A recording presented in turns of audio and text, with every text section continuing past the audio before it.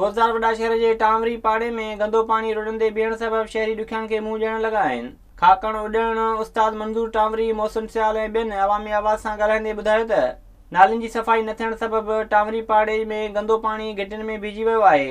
हुननि चयो त रोड ते पाणी बीठल हुजण करे शागिर्दनि ऐं औरतुनि समेत ईंदड़ वेंदड़नि खे सख़्तु ॾुखियानि खे मुंहुं ॾियणो पवे थो। बोज़ार वॾा शहर में तमामु गंदगी वधी वई आहे। तमामु पाणी बोज़ार वॾा में चढ़त करे वियो आहे। नालियुनि जो गंदो पाणी निकिरी आयो। बोज़ार वॾा शहर में शहरी सख़्तु परेशान आहिनि। बोज़ार वॾा में को बि चेयरमैन इमदाद अली रिंद साहब एक्शन ऐं अमली को बि कमु ॾेखारियो आहे।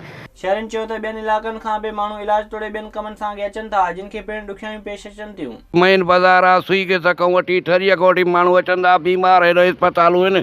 इस्पताल में मरीज़ अचनि था, वीचारा जाइ कान्हे जो किथां टपी सघनि। मायूं बच्चा हे छाल ऐं टांवरी लोहर उजण बोज़ार ऐं वॼल मेन घिटी बाज़ार आहे जेका सुई के सां थी लॻे। महिरबानी करे जे हिन जेका हड़ताल थी आहे हिन खां पोइ शहरनि जो माण्हुनि जो जीअण जंजाल थी आहे। ख़ुदा खे मञूं, ख़ुदा रा कंहिं ग़रीबनि ते रहम ऐं करम कयो। हिन कंहिं बि ॾुख सुख खे ॾिसी असांजो दूरि कयो। मुसीबतूं ॿियो त कमु कोन्हे, इहा घिटियूं ऐं महला जुदा कयो। टांवरी पाड़े जे रहवासियुनि मुतालबो कयो त नालियुनि जी सफ़ाई कराए गंदो पाणी रोडनि तां साफ़ कराए वञे। विज़िट कयो अवामी आवाज़ मीडिया ग्रुप जी वेबसाइट awamiawaz.pk।